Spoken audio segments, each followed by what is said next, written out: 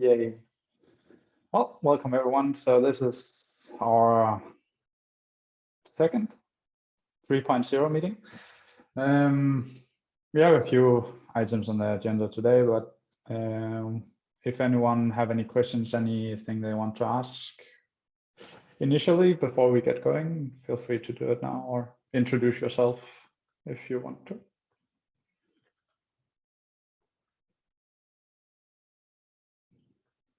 Yeah, I don't know if I distracted you guys with my display picture, but I didn't follow the first 3.0 meeting, but I've been following the proposal spec that Fran put out. So I'm just curious to find out where we are at and how we are going on, because if that proposal goes through, then I'll be very confident of introducing it to my team, because otherwise the confusion between publish and subscribe wouldn't sit well with my team. Yeah, one of the huge questions that we have at the moment. I don't think, so Sergio is not with us today, but Fran, do you want to make an update on what's happening if you can later in the call? I can try, but I can't promise it will be accurate. Like honestly, I'm not following closely lately, so yeah. But I can answer questions if you have, of course. But yeah, let's take them in the end, Anand, and then we can just follow the agenda for now, and then take any questions in the end for the pops out confusion updates, if that makes sense. Yeah, sure. Thank you. Thank you. All right, so Michael, do you want to kick it off with your update? Sure. I put a link to the issue in the screen. I don't know if you want to bring it up, or do you want me to share mine? Okay, yeah, we could read it there. So basically the idea here is that, schemas can have different versions, and right now there isn't a very clear way to have different versions of the same schema in an AsyncAPI file. So, I mean, we could, like the example I gave, encoding the version number in the name is not ideal at all, because, well, I think it's obvious why. It would be much better, like from the point of view of like the parser and stuff, it would be nice if we could, the parser could present a list of versions of a particular schema by name, and then, the whatever template is consuming what the parser gives it can then, do whatever it wants with the different versions of a schema. So, yeah, right now, there's no easy way to do versioning of schemas. And so, I'm sort of throwing out a proposal, and I know there's different ways to do it. I don't really have a strong feeling of how we should do this, as long as we can at some point have version schemas. So that's about all. People are welcome to make, proposals of other alternative ways to do it. So that's about it.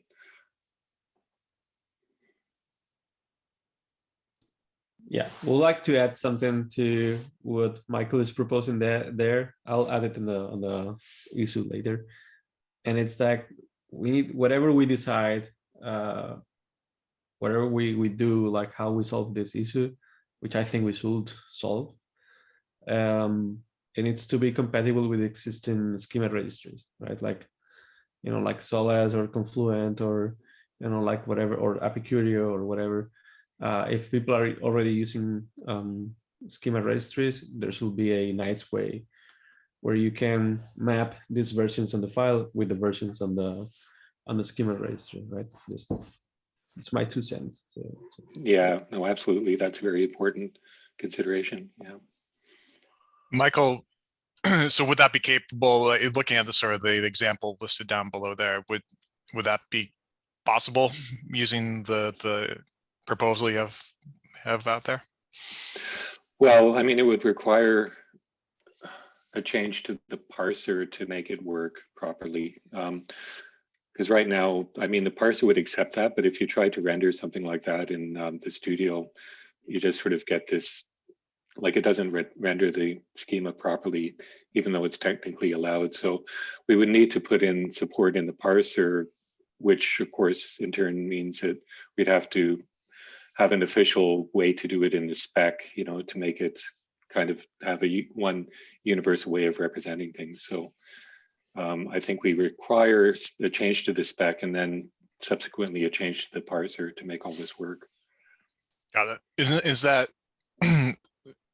unique to this sort of versions question, or is that universal? Just you know, our interaction with schema registries needs to be improved?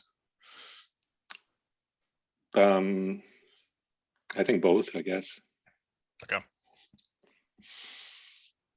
Yeah, and I think that links back just to the discussion about sort of supporting formats other than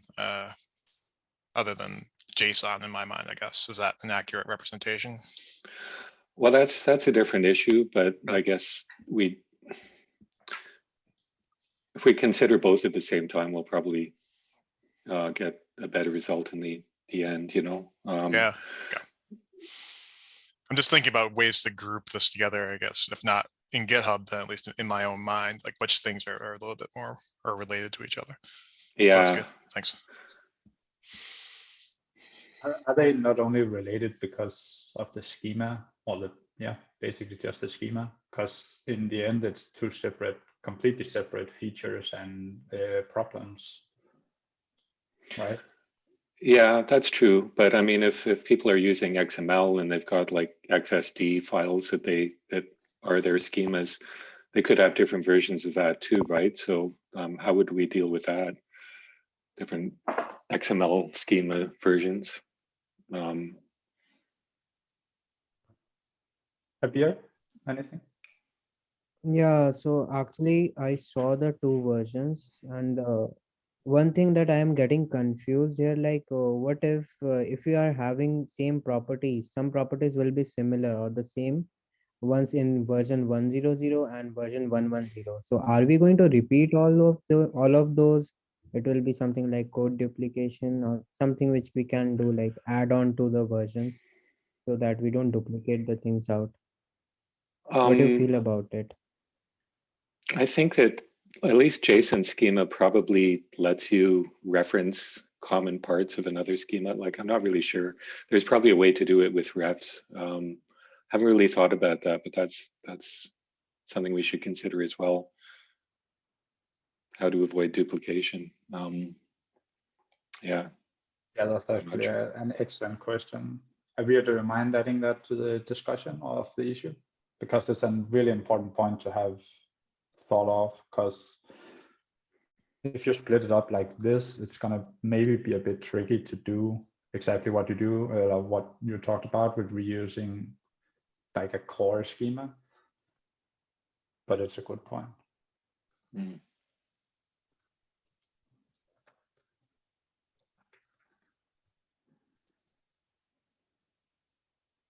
Well, I think I agree with Fran. I do think in the sort of emerging topology, interrelationships with the schema registry is going to be increasingly important. So thinking about ways that we can more efficiently interact with schema registries, I think is important. I think it's great and should be noted on the proposal too. Yeah, I mean, if we're considering having a mechanism to point to external files or external resources, like web resources or whatever, then that could be a way, you know, because like with Confluent or whatever, I guess you can refer to schemas by some sort of URI, right? Where the version would be part of the URI. So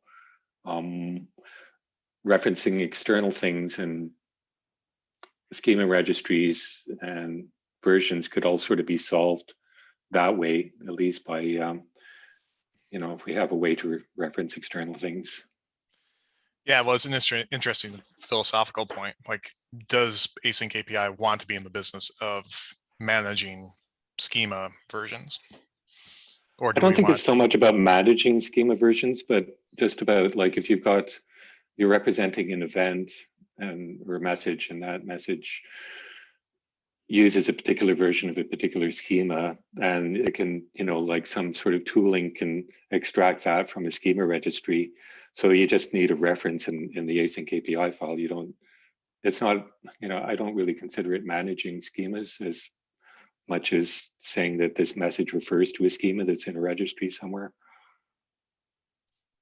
But do we want to be, and I would totally agree with that, do we want to be opinionated and say that is the way that you should? No, I would consider it like an option, like either you can refer to some schemas somewhere else, whether it's in a local file or a schema registry, or you could contain the schema within the file if that's more convenient. If it's something that you want to share with more people, I guess not all schema registries are publicly accessible. Probably most aren't, right? In fact, almost certainly most aren't. So there's that. Another school of thought, at least in my previous organization, they did consider versioning messages. But then if you had to version the schema messages, then you would also sort of attach a version number to your channel or your topic, saying, this topic is associated with so-and-so version. Maybe that is another thing to consider. Why do you want to version it? And if you need to do that, then maybe associate the version with your channel or topic.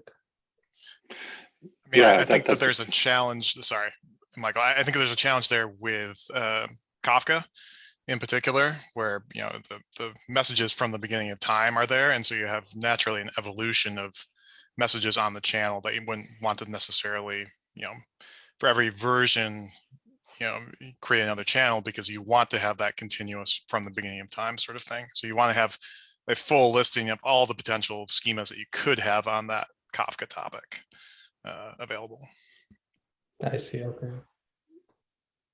Yeah, that's true. And I think, that I like the idea of having it in topics. If you're not using Kafka, if you're using, some other broker that's more flexible with topics, I guess we could consider it a best practice to have the version as part of the topic. But I don't think there's a way to really enforce it. I don't think we consider that a standard mechanism to solve the versioning problem, because I don't think that we should be dictating so much the format of topics, even though it's good practice to do it. Yeah, in the same way, like your first example, like, is it possible to create sort of a quasi naming standard to introduce versions, like you did person_1_2_0_0? Like that will do the job, but it's not particularly efficient or standardized. Right.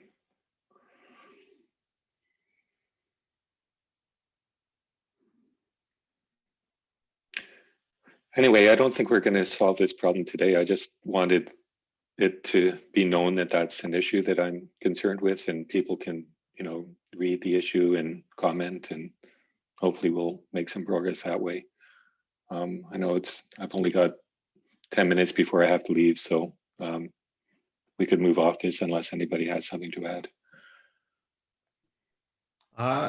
It just came to my mind, an idea maybe we can do is on the schema name, like the first example, you have person underscore blah blah blah, whatever. Instead of doing this, we can come up with a notation which is saying something like person at and then the version, right? And it will be like officially like this, right? If you put the version there, if you don't put any version, we assume that this is there's no version. This is like, it's not the version. This is, or it's the or whatever. And this way you can have it encoded on the name of the schema. But yeah, I don't know. Just no, I like that. That way you could have the real version number instead of like something that's kind of hacked with these underscores, Yeah. Like it would be nice if the version was real version, like 1.0.0 instead of using underscores. So yeah, if something that could be, reliably parsed, I guess would be helpful. I wonder though on the evolution of this, like for instance, if we want right now about the version, we want to only know the the version itself, the version number of or the version word. But if in the future we want to have more information about this specific version, like what's bringing new, what is this version bringing different than the previous version, having something like a changelog if you want. If we want to go into this direction, then this add syntax is not enough, right? And then there will be a need for having another structure like the second one, where you can place inside the version, you can have, instead of title, person, properties, whatever, you can have message, or sorry, schema, and this definition inside the schema, and other things about the version, right? Like specifically about the version. I don't know, just Hey, Fran, random do you, thoughts. and we already have this sort of, info block that we're using for the, the spec as a whole. Could we apply that info block down to a version of a schema and just reuse that object? It has quite a few of the fields that you're talking about. We already do it. I mean, like, if you think about it, we already have description and summary in multiple places. So we're somehow doing this info thing on many places. That's why I was thinking, like, maybe if in the future we want to expand to have more more info about the version, then this add trick will not work, right? Right. Will not be enough, right? And then we'll be fucked up. So it's like, where do you place further information? Right. So I mean, I'm with you on that. Like, it would be nice to have some sort of a change log, but maybe we implement that change log in this, the object, we reuse the object that we already have rather than coming up with something new. Not saying we should go in this direction. I'm saying that if we want to go in this direction, then you're constrained, right? So Totally. So something to take into account. That's it. Yep.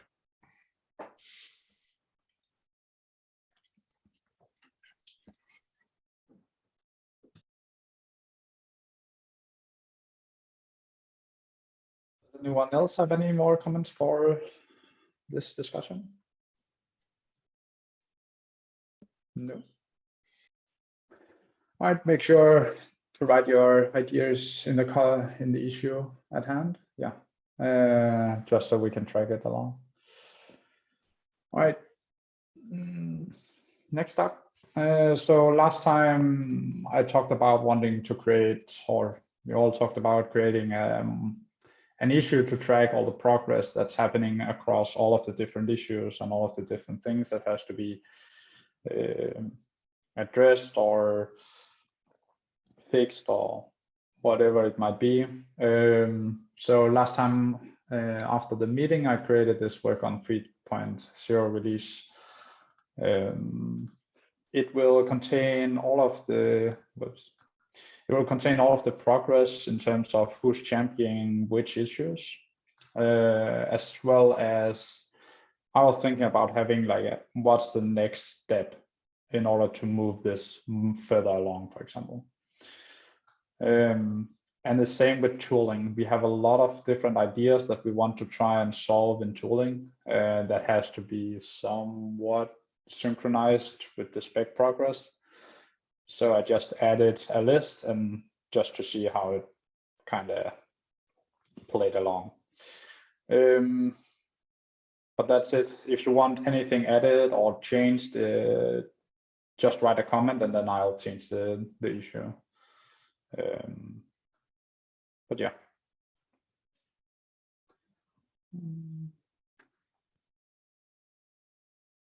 Any questions?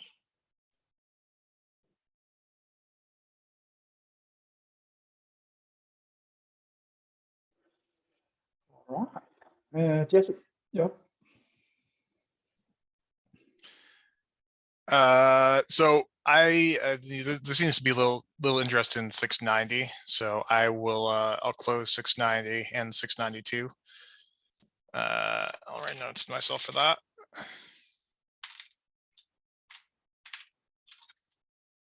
I have not had time to flesh out the introduced data format bindings. I do think that is an interesting concept because essentially the concept would be similar to how we're using protocols right now, and we have bindings for that. It seems like just as protocol space is relatively infinite, the format space is relatively infinite as well. And each of them have their own little individual quirks. And so trying to accommodate them all within the base spec seems like rather a fool's errand. So I'm interested in introducing that. Yeah, I think I need to flesh it out more.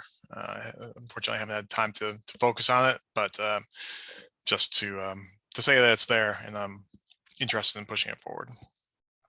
So I guess that's sort of my only update in there. There did seem to be some interest in the last time I broached it, but I have not pushed it forward since then.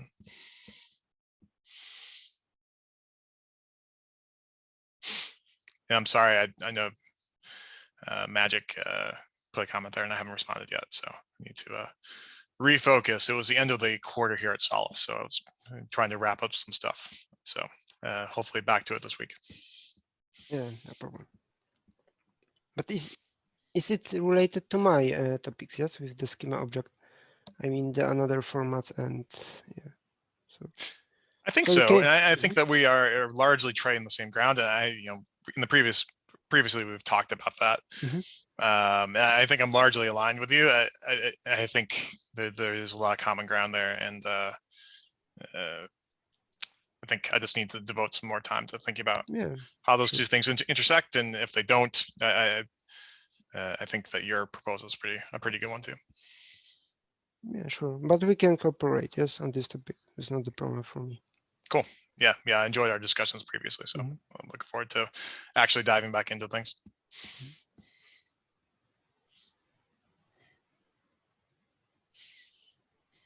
And then you're about the increased frequency and yeah, 690 and 692 don't seem to have any popular support, or not particularly widespread popular support. So I'll withdraw those, and we'll move forward with some other plans. I'm looking forward to the more deep technical discussions, both with you, Jonas, and Fran and I have been talking about maybe doing a compare and contrast between the different ways to solve the publish and subscribe problem. So I think that's the direction I'd rather head at this point. So I'll close the issue. maybe an important note at the moment. So when we have champions in the spec repository, at the moment it's more defined as that you push that issue through to the end, meaning that you kind of solve the problem. For 3.0, we kind of have a different approach or a different meaning, that it doesn't necessarily, if you champion an issue, it doesn't necessarily mean that you have to solve the entire issue itself.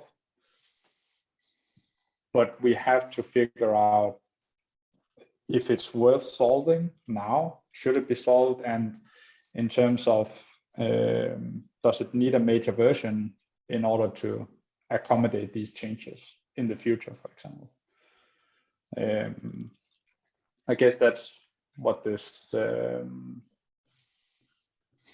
discussion more or less ended up being, right?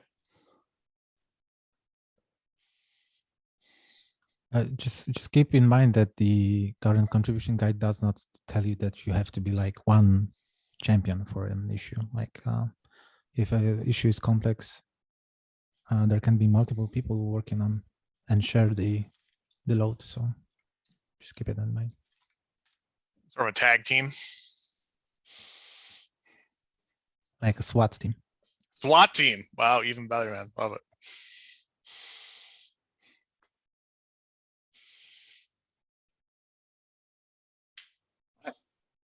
Any questions for any of the issues? Anyone?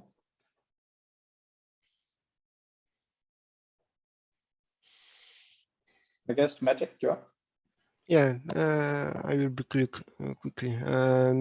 I added suggestion to create the branch in the spec repository for the next major version, as we do for the minor version, and start creating the PRs, because I see that if people see the pull request, they are more active than in the discussion in the issues. So yeah. So that's all from me.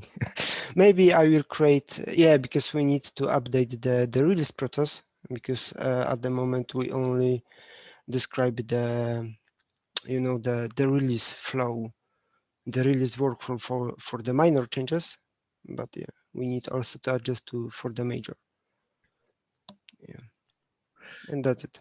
You mean that so Mhm. you mean that we should, like, you want us to create as soon as possible the release branches? That's what you mean? Yeah, exactly.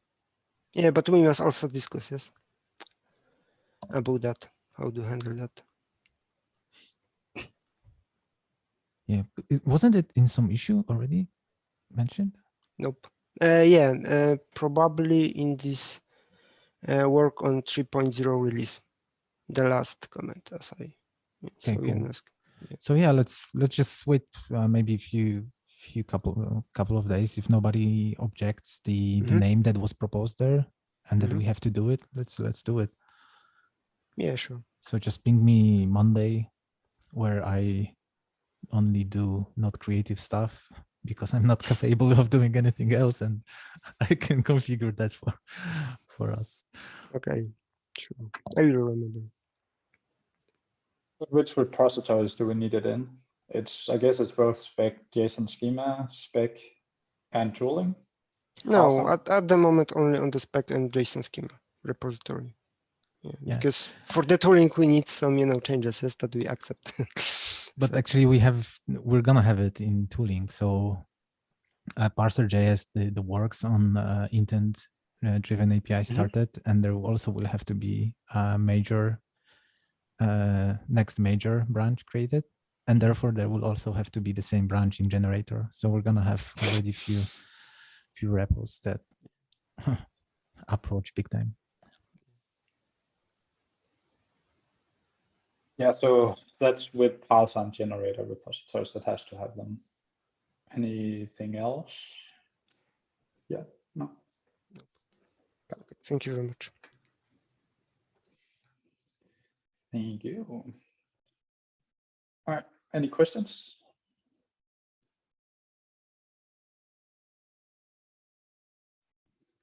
All right, so I wanted to raise not an opinion, but try to feel the waters of how we should handle these many meanings issues, on how we best could do it. I was thinking about either doing similar to what we're doing now with Spec 0.3 meeting, simply just discussion starting with one point and then see where it goes, or whether it should be more structured in terms of kind of like we have to go through these kind of points and it takes whatever time it takes over how many meetings it may take. I'm not exactly sure how to format those discussions, like how to start them or how to engage with them. So just wanted to hear some opinions.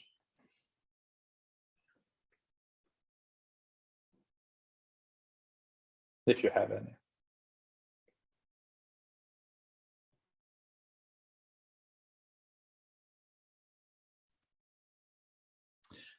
These are these publish subscribe, right, beasts? This is the other, like, it's more or less this, for example. Should we be able to define a collection of applications? Okay. How do we discuss that how do we bring that up in a discussion? How do you start it? I'm not sure exactly like where to start pulling, so I'm kind of just feeling the waters and see where we should begin there.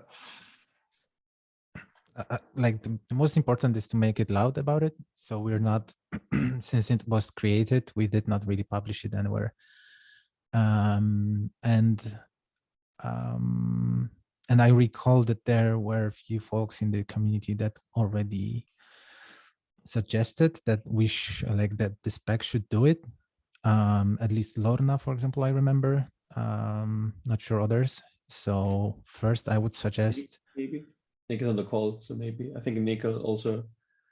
Oh, Nick as well. Okay. Yeah. So yeah, Well, what I've learned last year, it's not enough to have issue and expect people will come and comment. You just have to ping them directly.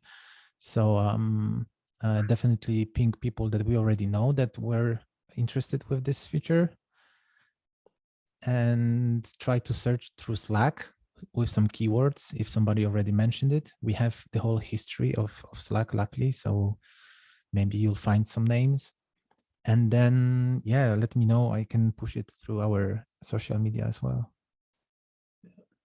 Yeah, I was about to suggest the same thing. Would it be a valid thing to, send out a Twitter poll or a LinkedIn poll or maybe even a survey just to get a pulse of people using AsyncAPI and how they would like to use it?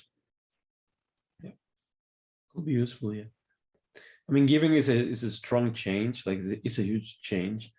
Like if suddenly all the tools will have to handle either one application if it's V2 or multiple applications if it's V3 and above. It's a huge change for tools as well. So if I have myself have the feeling, and my opinion is that not 100% sure, but my gut feeling says that we should go for defining a collection of applications. So we should allow it, right? I'm still a little bit like scared maybe because it's a huge change, right? For all the tools and for the spec as well. So maybe that's what it's holding me off, I will say. So yeah. Other than that, I think another approach that I've taken in the past is saying, or you can do a poll like people are suggesting, or you can communicate it, and then at some point, if nobody replies or little people reply, then you can just say like, hey, so we decided that we go with this. And then people get scared. Like suddenly it's like, oh fuck. So then you start getting feedback quickly because you scare people. So and it's not decided, it's just you're just playing that game. So yeah, maybe that's a way. Pick the most extreme solution, which I think is this one, defining a collection of applications, and say that we not initially, but after a few days, then you say, okay, we decided that we go for this, and see what happens. That's it. If still you don't get anyone complaining, then it means either people don't care or they're fine with it. So Or they just don't use it. Or they just don't use it. They don't care. Or they're not reading. That's also a possibility. But we can't force people to check Slack every day or issues or Twitter or So yeah. Good point. Good point. But yeah, can you later remind me to do the social media posts? Because I will forget, definitely. Yeah.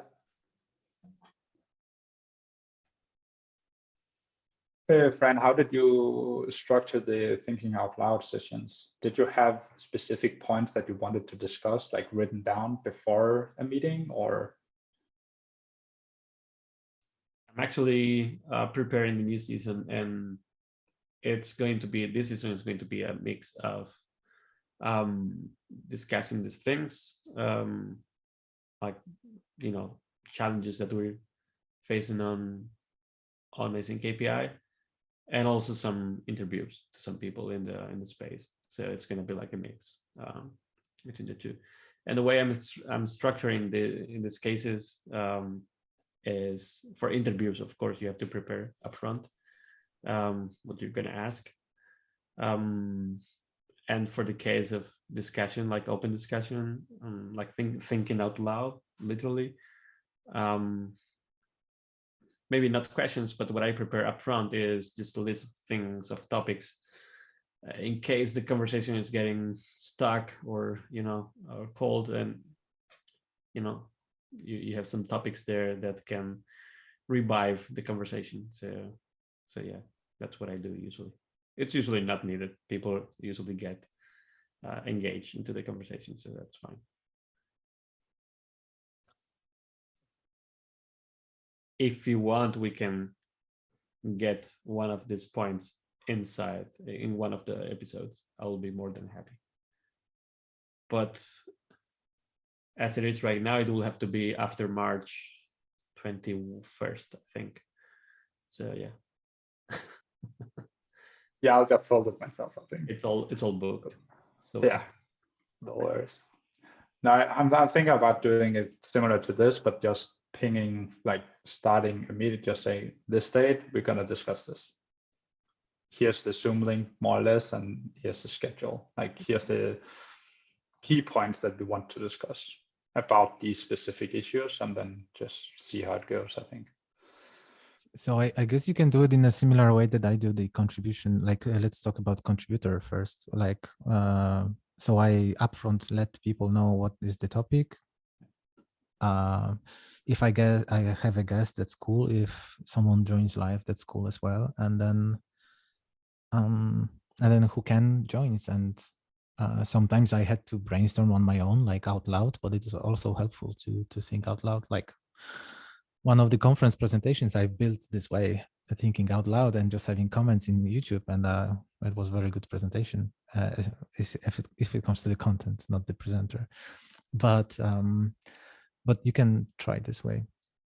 I can of course help you out with schedule. Like I already know how to stream from Zoom to the other channels. At least the other guide told me how to do it. So. And pretty soon I had a call yesterday with Linux Foundation folks. We might access some pretty nice tools where some of us can be invited and easily schedule stuff. So yeah, let's keep chatting. I'll figure that out this week, how to push that forward. All right, thanks for any questions, further questions?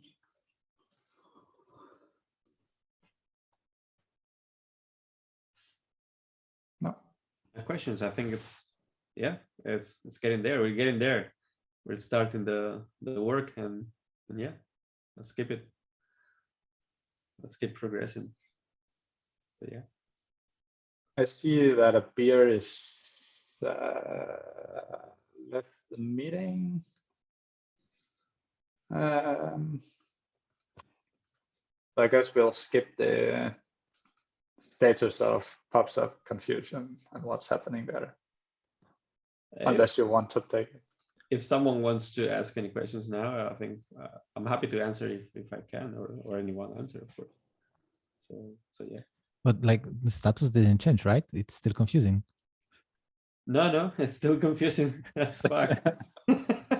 It's confusing me. Actually, the other day I got confused twice. It was like double confusion. So I thought I was confused, and then I realized I wasn't confused. So it was right. So I was double confused, and yeah, it was weird. It was like, damn, we need to get rid of this as soon as possible. So, yeah. I think, yeah. Yeah, but we must also remember that this new approach with send and receive name can be also confused, for example, in the WebSocket perspective. So, who exactly sent and who exactly receive? Yeah. Yeah, that's why my proposal speaks about, like, if you want, in the case of client-server communication, like with typical WebSocket case, what happens is that you have an AsyncAPI file for the server and another one for the client. You don't have one for both anymore. And it doesn't say what it's expecting, it says what it's doing. So it says, I'm sending, I'm receiving. And then on the client, it will obviously say the opposite, right? But then it's clear. It's like, okay, this is a file for the client, so, and it says send, then it's sending.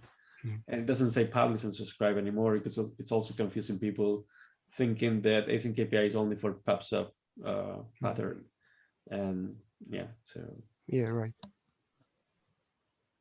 A general question about Spec 3.0, like you have all these items listed out.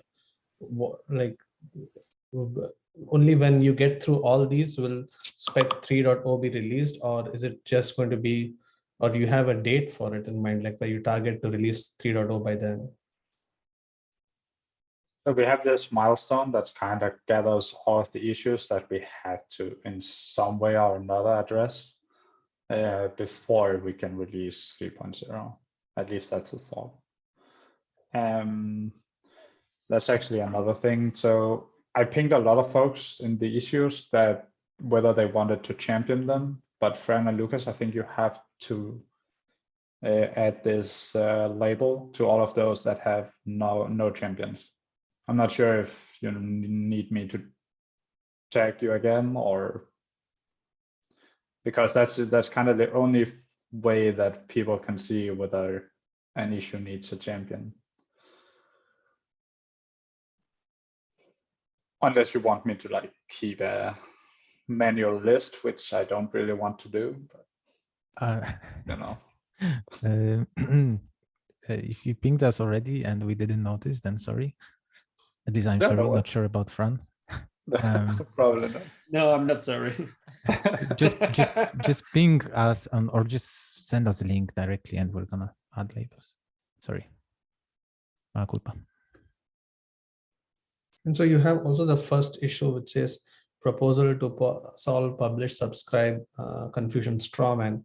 So who or when does somebody decide that that proposal is what we are going to go with, and it gets approved in the spec?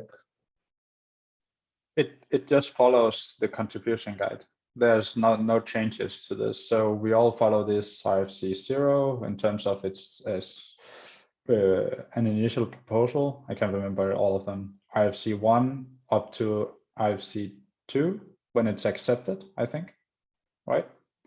Correct me if I'm wrong, but I can't remember it. Probably, yeah. Yeah. I think stage 3 is accepted, I think. I always look into contribution guide, to be honest, every time I do something. Yeah, because I can't remember I did that. You can see it here, Anand. Okay. It follows this to the letter, basically. This is how any changes get introduced into the spec, regardless of whether it's, I can see that, okay, it's 3 stages, whatever, 4 stages. But yeah. Okay, thank you. No worries. Yeah, and regarding dates, we don't have a target date yet.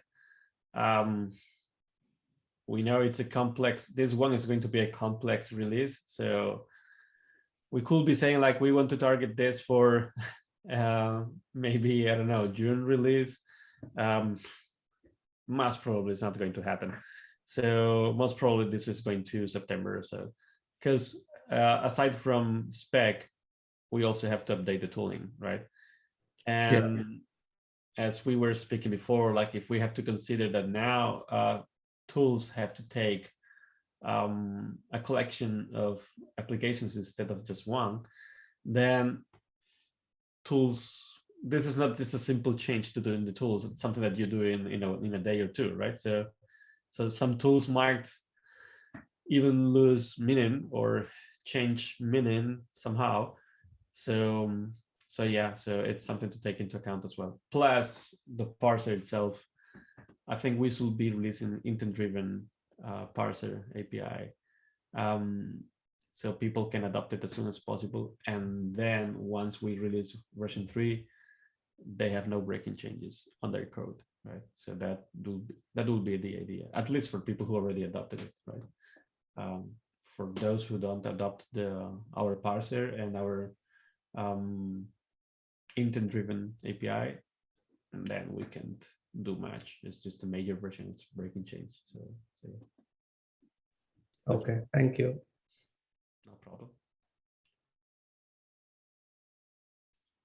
And yeah, and don't hesitate to contribute yourself as well. Like if you think that there's something that you really want it to happen, you can become a champion of one of the issues, and you, or another champion on an existing issue. So yeah, so we need help. We need help. Yeah, definitely. Happy to help. So I like Jonas was saying, if you can flag issues that need champions, and even I'll go through it to see if there's something that sounds interesting to me, and then I'll start contributing to that. Awesome. Thank you. Yeah, I'll try to keep in mind that we have to be more visible in terms of what needs help, and creating these issues that are maybe smaller in scope or whatever it might be that makes it easier to contribute, regardless of what time you have on your hands, right? I'm just gonna write it down so I remember it.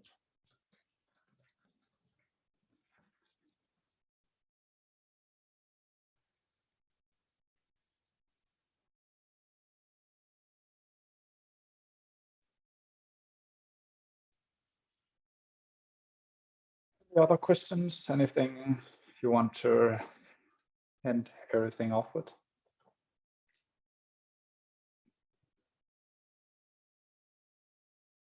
No?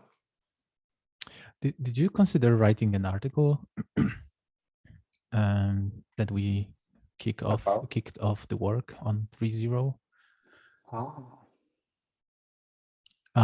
It doesn't have to be like super long essay, rather just a short one with the most important information, like how we organize work, that we have meeting, that we have, that's the link to all the stuff that needs help, like like simpler way to provide a go-to page to anyone. Like, so later on, whenever somebody joins and wants to help, like you just send a link to the blog post. That's I would advise to that. That could be a good way to attract, especially that, of course, we then publish it and ask community to share, so it's gonna get more attention. I actually haven't considered that as an perfect. And it can be really short, like one section. Maybe it would be good to have what current, like how people can see where they can help. So from the article, they know exactly where to go, right? And also just adding my 2 cents, this goes for everyone in the call and those watching the call afterwards as well. So this article can be written by anyone, not just Jonas. So, so yeah. And if you want to write it, please do, because I'm all over this one. But to be honest, you like writing articles, I've heard. No. But I'll do it, but I don't necessarily enjoy it. Yeah, I'm just repeating this because I want people to stop thinking that there is a core group of people doing the work and the other ones are there to help a little bit right here and there. It's like, no, there's no core group. I mean, it's of course those who are working full time, they have more time to do stuff, of course, but yeah, they are. We want to split the work and the responsibility with other people, and so people can also participate. So don't feel like you need permission from anyone or to collaborate. You don't. Actually, and I can confirm because I was just writing an article today. The most popular blogger on AsyncAPI.com is Jesse. Yeah. So with his article, so you can also do it. You want to know something really sad? And this is a total digression, so I apologize. But we had this really great article on solace.com, and I was like, well, let's share it over to AsyncAPI.com. And we were ranked, I think, number 5 in terms of like Open API versus Async API on Google. And now we are like not even listed on Google. Like Async API has completely like destroyed our search ranking. So yeah, I mean, you may not be seeing many more blogs from us because that kind of backfired for us. But thank you for the credit. We appreciate it. Yeah, unexpected consequences. Stupid Google, man. Stupid Google.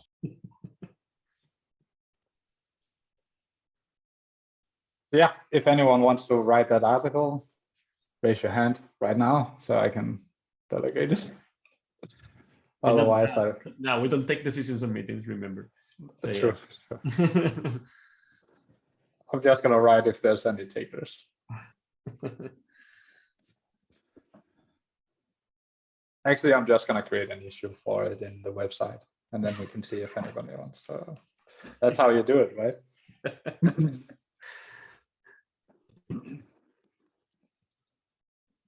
That's what we call hiding behind process. That's excellent, Jonas. I'm learning. Oh.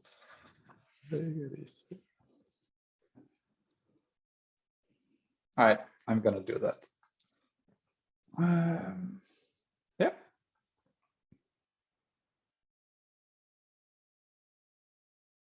Anyone have anything else to add?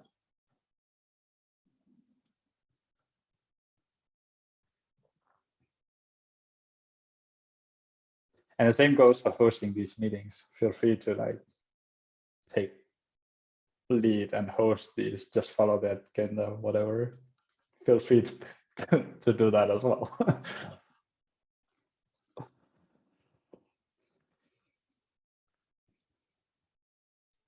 Thank you for the invitation. I'll think about it. Please do. Okay. I guess that more or less concludes it. Unless there's, I don't think there is. Then you. Yep. All good. So thanks Pleasure, everyone. everybody. Thank you. It's been fun. See you later. Bye. Ciao, ciao. Bye.